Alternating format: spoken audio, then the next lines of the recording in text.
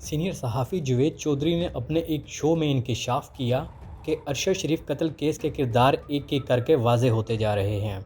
जुवेद चौधरी ने अपने शो में बताया कि अरशद शरीफ कत्ल के ताने बाने इमरान खान, सलमान इकबाल और शहजाद अकबर तक भी जाते हैं। उन्होंने अपनी वीडियो में कहा कि इमरान खान अरशद शरीफ कत्ल में फंस गए हैं, उनका बचना अब इंतहाई मुश्किल लगता है। उन्होंने अपनी वीडियो में क्या कहा, आइए सुनते हैं। फैसल वाडा साहब की जो प्रेस कॉन्फ्रेंस है उसके 4 नताइज फौरी तौर पर निकलेंगे। पहला नतीजा तो ये होगा कि अभी थोड़ी देर बाद, चंद लम्हों में पीटीआई फैसल वाडा साहब को डिसओन कर देगी और इन्हें पार्टी से फारिग कर दिया जाएगा और इन्हें नोटिस दिया जाएगा।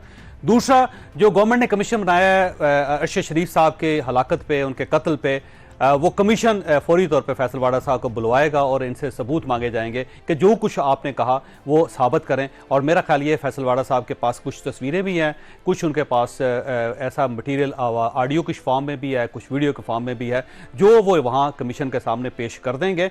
और वाडा साहब के जो स्टांस होगा, मेरा ख्याल है वो आने वाले दिनों में इमरान खान साहब और उनके साथियों के लिए ख़तरनाक साबित होगा, क्योंकि इमरान खान साहब ये मान चुके हैं कि अरशद शरीफ साहब को मैंने मुल्क से बाहर भिजवाया था।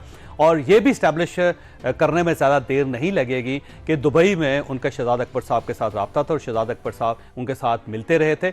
और शायद ये भी हो जाए कि कुछ लोगों के नाम आए जिन्होंने उन्हें कहा था कि आप कीनिया चले जाएं, और कीनिया में जिन लोगों के पास ठहराया गया था वो लोग भी जब उनके फेसेस सामने आएंगे और उनकी जो कन्वर्सेशन है पाकिस्तान के अंदर जब वो सामने आएगी तो उससे एक स्टोरी का एक नया टर्न भी आपके सामने आएगा। लिहाजा मुझे यूँ महसूस होता है कि आने वाले दिनों में ये केस जो अरशद शरीफ साहब का है, ये इमरान खान साहब के गले में उस तरह का हार साबित होगा और इमरान खान साहब को फिर बेशुमार जगहों पर जवाब देना पड़ेगा। और इस मामले में इमरान खान साहब खासे फंस चुके हैं।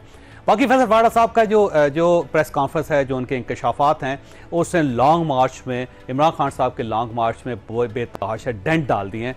अब ये लॉन्ग मार्च उस तरह नहीं हो सकेगा इमरान खान साहब का जिस तरह उनका प्लान था, क्योंकि अगर इमरान खान साहब उस तरह चलते हैं और उनके साथ लोग आते हैं और कल खुदा ना खास्ता उनमें से कुछ लोग हलाक हो जाते हैं या लाशें गिरती हैं या खून गिरता है, तो फिर इमरान खान साहब के गले में ये लॉन्ग मार्च भी पड़ जाएगा।